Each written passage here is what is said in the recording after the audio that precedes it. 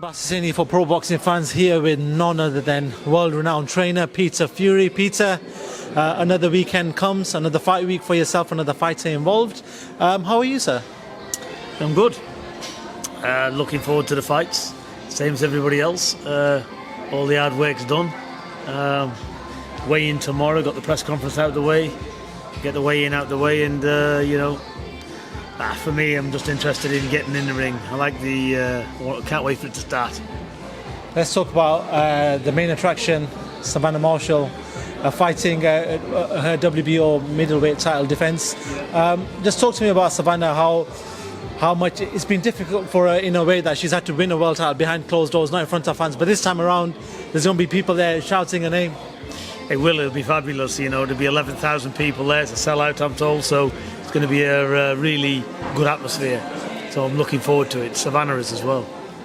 I think Savannah, when it came through the lockdown period, I think she was one of the fighters that impressed a lot of people who maybe had question marks over her, or maybe just that division in general, because if you want to be realistic, the sort of female boxing has only just come about recently, so people are still questioning it. I think Savannah answered a lot of questions for a lot of people that were doubting it. But going forward now, first of all, Saturday night, her opponent, what have you seen in her opponent that you think you've had to sort of sit Savannah down and maybe talk to her about? There's not much to say. I don't know much about her. She's from Africa. I don't know her opponent. She's boxed. I've had a look down on the box rec. I've had a quick look at her. I've seen a couple of videos of her. She seems keen. She's big. She's strong. She comes forward. And let's just see. We'll just take it round by round. Obviously, in the fight that Savannah gets asked about, you probably get asked about a lot, is that fight with Claressa Shields. And obviously, it made it a lot easier now that herself and the promoter have signed a deal with Boxer and Sky Sports. So hopefully, the next fight in could be that fight. But how much is it? How much of a benefit is it to female boxing that there's so much attention on this fight? People want to see this fight. This fight is the one that, when it comes to female boxing, is probably one of the biggest fights out there. How much of a benefit is it, and how much has boxing moved forward because of it? I think it's moved forward massively, but let's not forget, they want to see Savannah and Claressa Shields because it is the biggest women's fight out there. Because it's in the middleweight division as well. You got Savannah, she's a puncher. Box puncher, the other one's claiming she's the best thing ever. So, this is what I mean. So it's got all the ingredients for a good fight. Both believe 100% they can win it. So let's see. Look, if everybody could be a world champion by speaking, there'd be many world champions. So let's just get on and get the fight done. Now, like you said, there's been a lot of talk on it. I'm sure it's going to happen. The only reason it won't happen is if one of them trip up along the way. But, everybody's in deep training camps, every fight's taken seriously, and we expect Savannah to come through. Well, what do you make of, I don't want to call it trash talk from Claressa because she's a well-established fighter, but I'd call it fighting talk from Claressa. What do you make of it? I think she was also on the Mike Tyson podcast and she was talking about it there, and there's been a lot of talk to a lot of media outlets about it. What do you make about that? I make very little of it, to be honest. They can look at it, and try and get people's opinion to sway. But look, she's been in with Savannah in the amateurs. That's a world apart of where she is today. And I'm sure she's moved on herself. It's a different ball game. Savannah is, she's a quality fighter. She doesn't just look for her power either. So she's a box fighter. And she's tough as well. So she's got all the ingredients. She's going to I think she's a one-off. She's a one-off Savannah. And it's going to take a very special person to beat her. That's my opinion. I asked Savannah this question as well previously when I spoke to her, is how close is boxing getting towards the way UFC treat their female fighters? Because female fighters in the UFC are seen the same as the men. When you look at Amanda Nunes, she's up there as pound for pound one of the top 3 fighters in the UFC. How close are we with boxing? I just think, I see that fight with Savannah. And Shields, I see it as a pay-per-view fight, a standalone fight. That's how big it is. It's a massive fight. I think it's going to be a massive fight for women's boxing. It's a win-win for women's boxing because there'll be blood and tears going on in that fight because one of them's going to lose.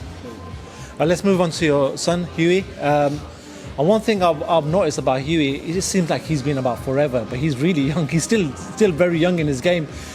Is that been a benefit for you guys where he's fought top level opponents all the time? It always seems like he's in a good level fight. Look, you talked about him fighting for a world title when he was 22 years old. He's fought good level opposition. How close are we to seeing Hughie fight the top boys in regards to maybe pushing for a world title again? I think you're very close. I think all the belts are held up at the moment. But look, after Saturday, I think people's going to see exactly what he's about, and you're going to see he's up there with the best of them. So let's see. We're only 48 hours away or something, and everybody's going to see what I've been saying. So he's arrived on the scene. He's just turned 27, and people's in for a bit of a shock with him. So with the heavyweight division, we see a lot of big punches out there. Obviously, even when you go down the list, Daniel Dubois and the Joe Joyces. Is there pressure on yourself? Is there pressure on Hughie to sort of produce this knockout punch power and start knocking people out? Making it, I wouldn't say the word exciting because as boxing people, we know what Hughie can offer, but making it exciting for other people that want to watch boxing. It just depends what becomes available to him. Only fools put pressure on themselves. If you're good enough, the openings present and the knockouts come. You start looking for knockouts and nothing happens. Look how many times you see big punches come unstuck because they're too busy looking for the big one while they're thinking about you should be winning the fight. You've got to drown out the crowd, drown out knockouts, drown out all this bullshit and do what you do naturally. Yeah, perform, with no pressure. That's the key to world level boxing. Nothing else. You've got to perform with no pressure. And that's how you get the best out of fighters. Then I want to ask you then, going on from that, how much of an impact has social media had with boxing? Because we see that now on social media, the promotion that goes behind a fight is vastly on social media. A lot of people that follow these fights now can be casuals, people who are deemed as people who wouldn't watch every fight week but would watch the big fights. So how much pressure has then social media put on people to maybe become a different personality to what they are and become a different personality in the ring to what they are as well? I think social media is very good. It's very good for boxing. It puts it out there. It's easy accessible. People's very interested in it. But being in the fight game, you've got to just take a step back from that and see it just for what it is. It's good publicity. It's nothing else. It's not anybody that wants to change their way for publicity is on the wrong track. It's on the wrong track. You've got to do what you do, your best yourself. You fight to your own DNA, you're your own person. All them pressures is irrelevant. Cool. I just want to stay on with the heavyweight division. Obviously, you want to talk about Tyson Fury's big win. We talked to yourself, someone who's an esteemed coach and dealt with Tyson in the past. Just your thoughts on his performance on the weekend, Peter? Well, you couldn't fault it. He beat him hands down with everything Wilder done. He had an answer for. He was just a better man all round. That can't be argued. You think he's the best heavyweight in the world? You've got to say he is at the moment. Until proved differently, who can say he's not? And Deontay Wilder, a lot of people are sort of saying, is this the end? What's next for Deontay Wilder? But I think Deontay Wilder's trainer, Malik Scott, has come out and said, listen, he's not going nowhere, he's coming back straight away at some point. What do you think Wilder can do in that division still? Deontay Wilder can fight, he needs to learn to box. Look, he's as stiff as a board. He comes in, he's trying to take your head off with every jab. He's too predictable. When you got somebody loose and relaxed, he's all over the place. Wilder is what he is. He's wild. You can't stand there in round one, throw big bombs, miss by 2 or 3 feet at the time with your head down, and expect you're not going to get gassed. Wilder had no legs after 3 rounds. He just stood there because he's all out at sea. And part of that is because what Tyson was doing to him. He had too much nervous energy in there. He was a beaten man before he got in there, if you ask me. He's game Wilder. He's got all the tools in there. He's got them knockout tools, but got 2 tenths, whether he let the occasion overcome him or whatever. But it is what it is. This game has got to be learnt and studied. It's not a manufacturer's job. You've got to know what you're doing early on. You've got to be growing up into the sport. I was going to allude to that. How can you change a fighter this late into their professional career? Because Wilder's a fully fledged heavyweight. He's a former world champion. Even talking about Anthony Joshua, we saw Anthony Joshua's performance against Usyk. He tried to box a boxer and it didn't work out for him. So when you try to implement new skills to somebody that's a fully fledged heavyweight champion, how much more can they learn and how much can they implement against top guys, against people like Tyson Fury? Well, some people just can't do it. You know what we've seen with Wilder, he tried to do a sprint for 12 rounds. There's no pace there. But look, Wilder done his best. I'm not disrespecting Wilder in any shape or form. The better man won. But what I'm saying, I'm just looking at Wilder's shortcomings.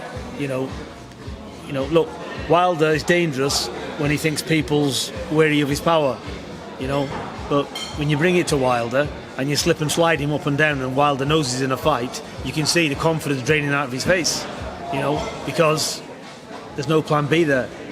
You can practice as much as you want in the gym. The natural flowing skills aren't there. It's predictable. Everything he does is predictable. Then I want to go on to the Anthony Joshua fight against Oleksandr Usyk. In regards to that fight, what did you make of Anthony Joshua's tactics? Because he tried to box a little bit more than he normally does against a person who's probably one of the most technically skilled fighters in the heavyweight division. What did you make of his approach? I think what a lot of people are missing here is Usyk's power itself. Yeah. In the first few seconds of that fight when it started, Usyk decided to let Joshua feel his power. Hit him with a straight left, caught him straight away with a straight left, probably on the end of the shot or whatever, but still it got Joshua's attention. I think in the second and third round he got slightly wobbled with a semi-left cross hook, and that wobbled him a bit. And then people say, why didn't Joshua come in and use his strength? Joshua couldn't, because he'd already felt his power early and realised I could be on another Andy Ruiz performance if I'm not careful. Yeah, so let's not take away what the reality is here. I see different what other people see. I read fights differently, and I can see, and I'm a very good reader of body language. I can see your soul when I'm looking at you properly, especially in boxing. So you're not going to get past me with much. And believe me, I'm not far wrong. He had to be careful, and at the same time had to try and outbox an elite boxer. So the plans was more or less out the window. What they was hoping for is Usyk's going to slow down and he'd be able to land his shots. And he landed some of them, but it was nowhere near enough. And Usyk's got a good chin anyway. Then going forward, I want to talk about another fighter in that division, Dillian Whyte, who's waiting in the wings. If he beats Wallin, it looks like he'll, be fighting Tyson Fury. Providing that he does beat Otto Wallin, do you think he can give Tyson any problems? They're all big heavyweights, Dillian Whyte's a good fighter. Otto Wallin will be a good fight. It's not a foregone conclusion, that isn't. Southpaw, he's a big lad. He's off a good win with Brazil as well. So that's a good fight. And we have to see how things happen. And in regards to Oleksandr Usyk, you spoke about power there. A lot of people wrote off his power because he sort of dominated the cruiserweight division. Didn't think he was big enough, but he showed on the night, especially in the 12th round, he nearly finished off Joshua. If there was another minute to go, he could have knocked him down. But in regards to power, then, do you think it can, against someone like Tyson, for example, who's just too big, too strong, that it will come into play if they do fight, that the lack of power or even the lack of his physique will play against someone like Tyson? You can't say that because Usyk is not Deontay Wilder. Definitely not. Usyk's a relaxed individual. All them things I'm saying Usyk's got in abundance. He ain't going to be on nervous energy. He's not going to be stiff. He's not going to load up with his shots. It's a different ball game. He's a different fighter. Usyk belongs where he is. They're different fighters. Do you see it going the same? Listen, Wilder's got the best power amongst all the heavyweights. He can severely hit you, but that's all he's got. Let's be honest. Do you see Usyk? He's not Usyk, is he? But Usyk, he's got to be able to deal with that weight. Can he do this? Can he do that? Look, can Usyk punch? Yes, he can. Is he an elite boxer? Yes, he is. Yeah. So it's going to be very interesting. The rematch with Joshua. Joshua's got to find a solution. Joshua's got at least several things to work on. But Joshua's going to be up against it in the rematch. That's not a foregone conclusion, and it isn't. So he's still got a lot. He's got it all to do. But he's a thinker, Joshua, and he can pull it out the bag. Can he win the rematch? Yes, he can win the rematch, but it's not going to be easy. Usyk's not a walk in the park for anybody. For all we know, Usyk could be the best in the division. He's just going to fly ahead. But on the other hand, he could come out. The size may be too much when he's put on him properly, and he could fold. Interesting. That's what makes it the sport of boxing. If we all if we all had a crystal ball and could say that's definitely happening, we wouldn't be paid to see the fights, would we?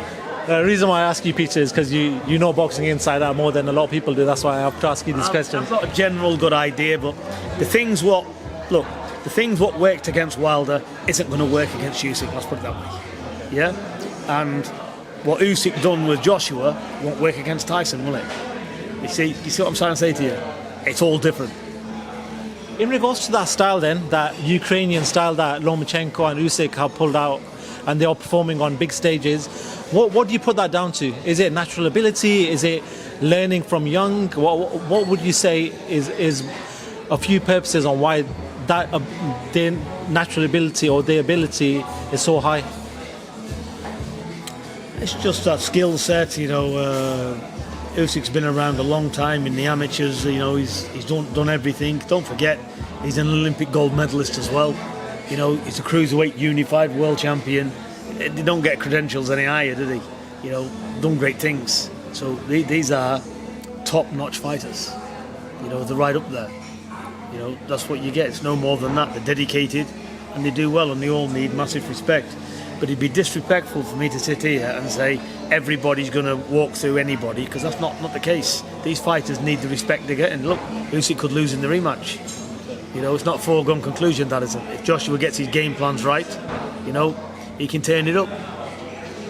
Talking about pound for pound fighters and one of the best, with Canelo Alvarez is fighting very soon against Caleb Plant. What do you make of that fight, Peter? How do you see that fight playing out? I haven't seen much of Caleb Plant, but Canelo really impresses me. I think he's just a fighter that seems to have everything. He's got the power, he's got the skill. He's been in the job a long time. He's been boxing professional, I think, since he was 16, 17. This is a guy that deserves everything he gets. He's an elite fighter, is Canelo. And just another fight, a last one I want to pick your brain on before I do let you go, is Terence Crawford fighting Shawn Porter in America in a few weeks' time. Talk to me about that fight. A lot of questions have been raised about Crawford on his 147 pound and who he's faced, and can he face the big boys? Finally, he's got that big fight that he wants. How do you see that fight playing out? I think Porter's a very good fighter. I just think Crawford again, he's just got that extra bit about him. He's a special talent. I see Crawford coming away with a win. Peter Fury, it's always a pleasure talking to you, sir. Good luck to yourself and your fighters on Saturday night, and no doubt we'll speak to you very soon. Thank you very much, Peter. You're a star. Thank you.